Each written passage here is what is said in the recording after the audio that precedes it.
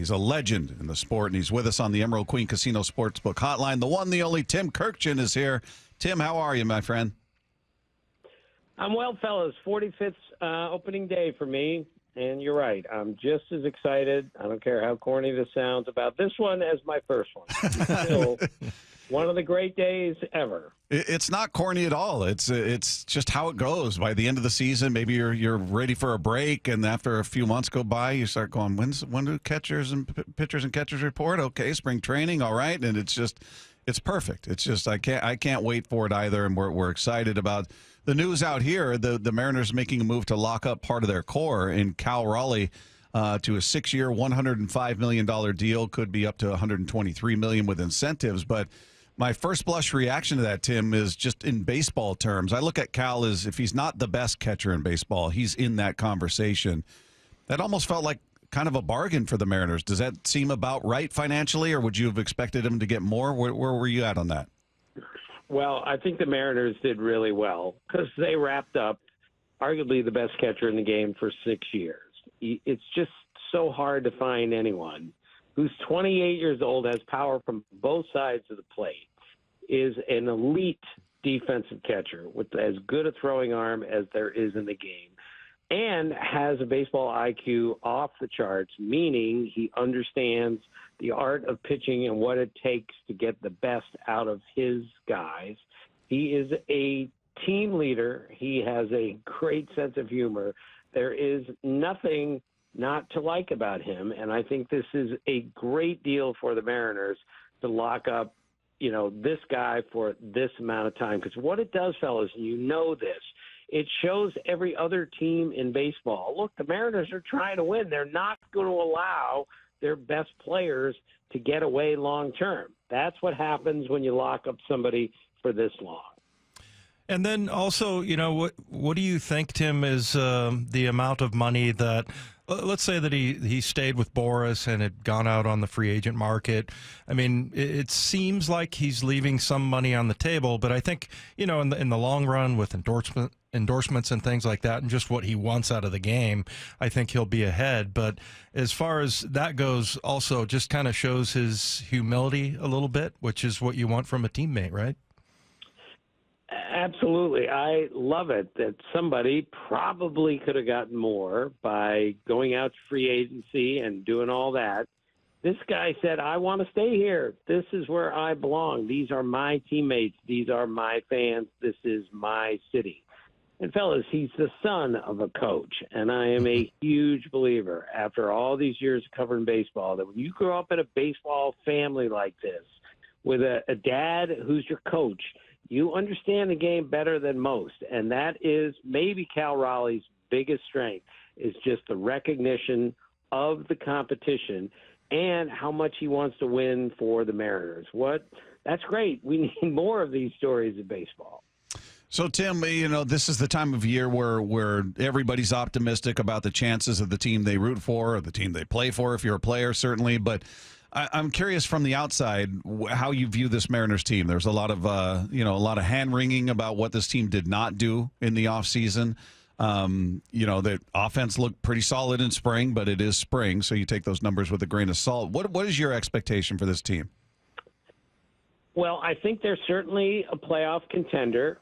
I think they're good enough to win the division. I don't think they're the best team in the division. I think the Rangers are better. I think the Astros are better. But this is baseball, fellas. Last year, the Tigers, the Guardians, and the Royals all made the playoffs, and I'm not sure a lot of people saw any of those three making the playoffs. So anything is possible, especially when you have this kind of starting pitching. And now it's a cliche. If they can only get to the playoffs, they can run the table with this kind of starting pitching and with this kind of power arms in the bullpen. The question is, are they going to score enough runs to get them into the playoffs? It's a huge question.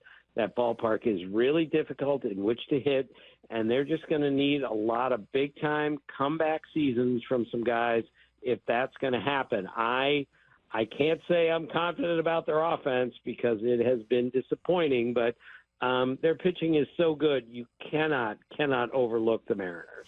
Was that puzzling to you, Tim, when you look at, I mean, they do things differently, right? I mean, you got to give them credit for drafting and developing a guy like Cal Raleigh, and then same thing with the rotation, but their lack of activity, based on what they have in that rotation. Because we have now, people are talking about how Bryce Miller or Brian Wu might be the guys that make it to the All-Star game. But how surprising was it that they were so inactive during the free agency period? Yeah, I thought they would do something because they are one of the very, very few teams that has a surplus of starting pitching. Now, let's look at it the other way first. When you have this kind of starting pitching, and not many teams do, why don't you keep your one strength that separates you from everybody else? And I think that makes some sense. However, when you have struggled this badly on offense in the last few years, I thought they were going to take one of those young pitchers and move him for a hitter. But how many other teams have we talked about? The Orioles and even the Cubs, who were after Alex Bregman and then came up short. How many other teams out there did we say, boy, they didn't do much this offseason? Well, a lot of teams do that. It's a difficult time when there's so many teams out there spending so much money. But the bottom line is this. I thought the Mariners would do more. Now they're up against it offensively to see if they can score enough runs.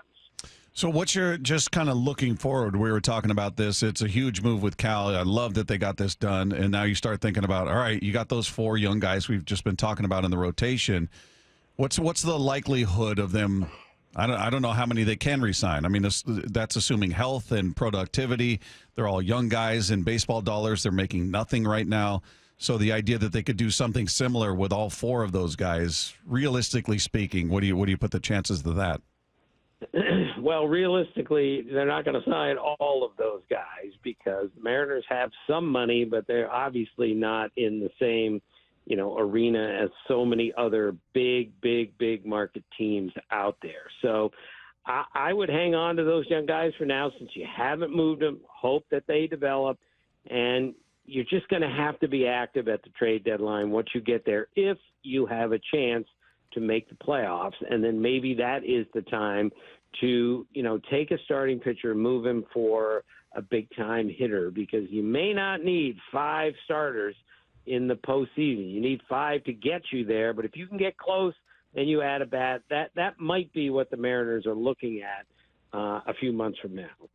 Tim, you mentioned the Texas Rangers, and just curious what you think makes them the winner of the AL West.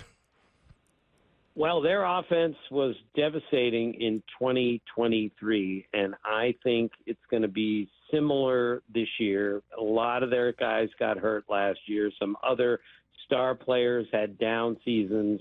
I cannot see that happening again for the Rangers. Now, when I tell you I think they're going to win the division, I'm not sure of anything in the American League right now. I must tell you, this is as jumbled an American League as I've seen in a long time. I don't see a great team in the American League right now.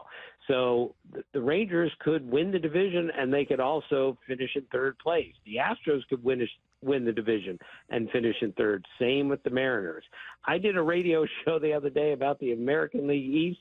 There were 5 guys on the show, and there were 5 different picks to win the division from the American League East. 5! I've never heard that before, but this is where we are in the American League, which is why everyone in Seattle has to take a step back and say, give me a great team. Give me a team that's way better than we are. I just don't see them. I just like that Ranger offense so much, especially with Wyatt Langford having a second full season here and Jacob deGrom being back. We're not sure what they're going to get from him, but I just love the way they swing the bat. When it comes to the Astros, I have PTSD, Tim. I just anytime I think they're done, they're dead, it's over, they crawl their way back. I mean, last year the Mariners had a 10-game lead in June, I think it was, and they ended up not even making the playoffs, and the Astros do what they do. So now I look at it and go, all right, well, you don't have Tucker, you lost Bregman, you've got some problems with your starting pitchers already. Yet I can't bring myself to write them off. What do you, when you look at the way this team's constructed now with Altuve in left field and everything they've done, do you still look at him and go, all right, you have to keep your eye on him, or do you feel like, no, there's just been too much attrition there, and maybe with the pitching with McCullers and Diaz with this elbow soreness, it's going to be problematic? Yeah, I never overlook the Astros. I've learned my lesson there. I think I've said at least 2 other times, oh, they lost too much, they're not going to be the Astros, and then they win the division. And last year, fellas, they went from 10 games behind to 5 games ahead in 52 days. That's just unbelievable. And the 69 Mets went from 10 behind to 5 ahead in 35 days. So it's been done before, but I don't think the Astros are as good as they were last year or the year before with some pitching issues, but I refuse to count them out. Now they have Christian Walker to play first base every day. Yeah. That's really going to help. Yeah, by the way, I said Diaz, I meant Garcia. He's got elbow soreness, so they've got some issues with the rotation, but anyway. Well, and Tim, I don't know if you've noticed it here in Seattle, but people are not letting the Houston Astros off the hook.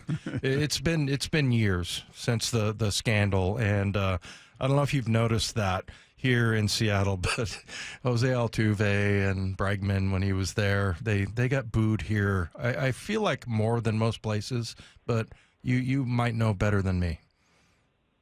No, they get booed everywhere, and I certainly understand. I have a slightly different look at this. I think it's time to move on from that. I think it's time to change the conversation, but I don't think we ever will, as long as Altuve and Bregman and the rest of those guys are still playing. I'm also a believer. Look, it really helps if you know what's coming, but when you're facing George Kirby at his best, and he could tell you what he's going to throw, and you still can't hit it. That's how good the stuff is today. So what the Astros did, they got punished for it. I know a lot of people thought they should have been punished more. I think it's time to move on. I think it's time to change the subject, but I'm not a fan, and all sorts of fans are never going to forget that. Yeah, I won't forget it, Tim. I'm going to hang on to that like grim death. Bob, he's keeping the hate alive. Well, in part, I do it, kind of for fun, but also I love that the Mariners have a rival now. That there's a team that we can look at and go, oh, I hate that. That is a sports hate. It makes it fun forever. Tim, you know this. The Mariners didn't have a rival. They weren't really in the thick of it. They didn't really have a team we could look at and go, I can't stand those guys. I can't wait to beat that team. Now with the Astros, you got that team that's fun to hate, and for legitimate reasons, in my opinion. I thought they handled it really poorly. I think that's why it's stuck around so long, as they just had sort of a defiance to them in the face of all of it. But I think it's kind of good that they've become a rival for the Mariners, and probably some other time. I'm sure the Dodgers have no love lost for that team either. Right. Look, every great drama needs a hero and needs a villain, and the Astros have served that pretty well. There are a lot of other teams, the Yankees for years were like that. Some people look at the Dodgers like that. Look, I understand, but I'm just not as emotionally invested when I'm not rooting for anyone. It's a lot easier for me as an objective guy covering all 30 teams. Yeah, no, that makes sense. Hey, you brought up the Dodgers, and we've seen the angst that has followed that team in terms of the amount of money they've spent and how they built that team, and other teams saying it's not fair. And ultimately, I guess the question is, does this lead to some sort of salary cap, or does it lead to some sort of change in the structure of how they're deferring all of this money to years in advance, years down the road, I should say? Do you see any change coming about based on how this has gone? Yeah, I don't see a salary cap. Look, fellas, I covered the 81 strike, and that's what the strike was about, among other things, was a salary cap. We're not going to get a salary cap anytime soon. We might get a work stoppage before we get a salary cap.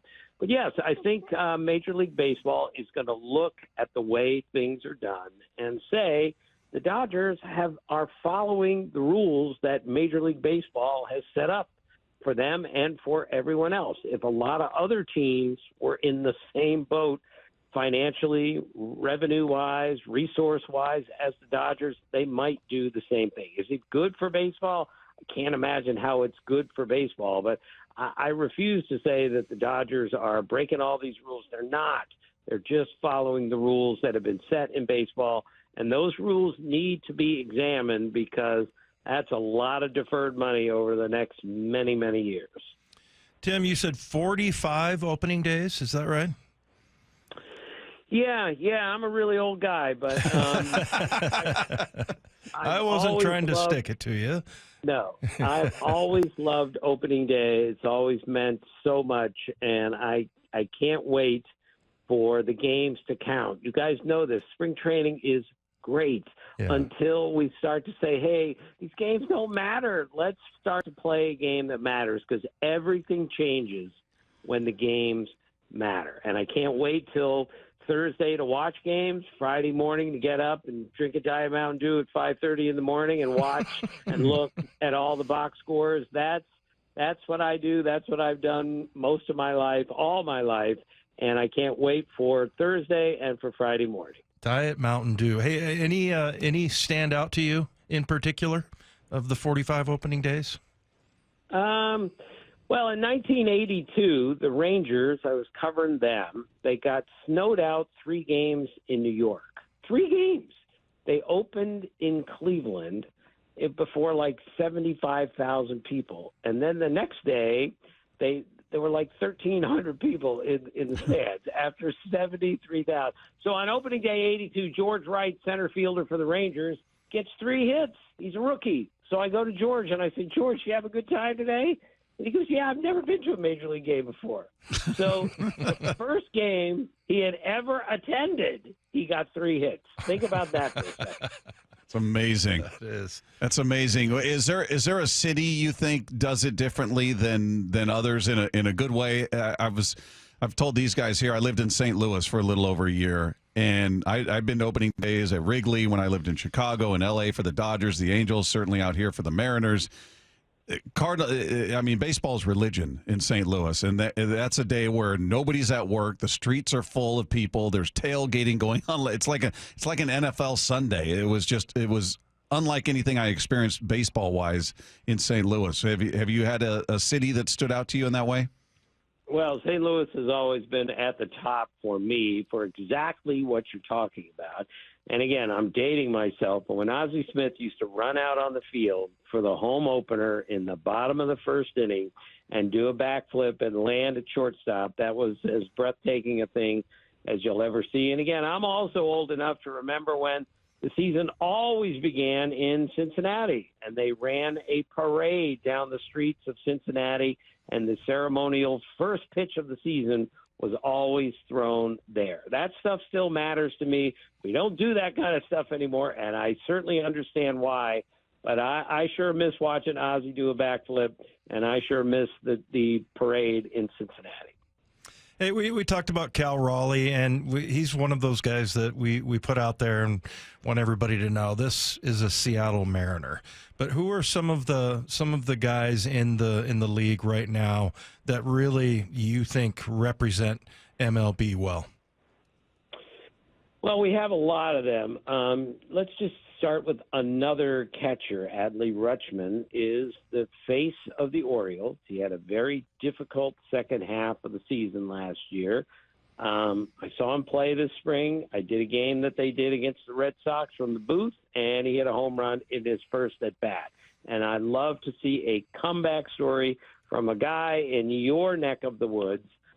There are so many players out there that represent the game so well and represent their teams so well. And 2 of them are catchers, one that just signed, and let's hope for the Orioles' sake that they can get Adley Rutschman signed because he needs to stay there and be the face of the franchise. Hey, Tim, do you like the season starting the way it does with the Tokyo series? It's kind of odd, especially if you're a Dodgers or a Cubs fan, that you've got a record, you're 2-0 or you're 0-2, and then you come back and you play spring training games, and then you start again. It's an oddity. Do you like that? Would you rather see, the season start in America, or you think this is good?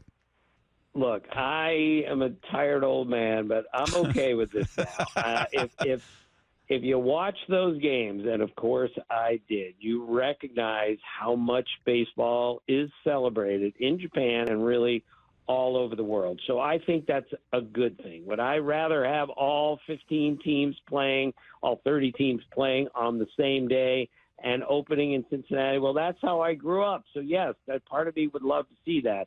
But this is all about money. It's all about growing the game. And those two games in Japan were really fun to watch. And the way that the Japanese players, played in that series made it even better. So I'm all for progress, and this is a way to do things a little differently and maybe a little better. Hey, last one before we let you go, Tim. I just want to get your take on what we saw in spring training. I think they said it was at 60% of the parks, and that was the automated ball and strike, the challenge system. I thought was, I hadn't seen it before, certainly read about it, but being out there in spring training, we saw it firsthand, and I really liked it. First of all, I loved how fast it is. I mean, it is, maybe 5 seconds, 6, 7 seconds at best. I mean, it's really quick.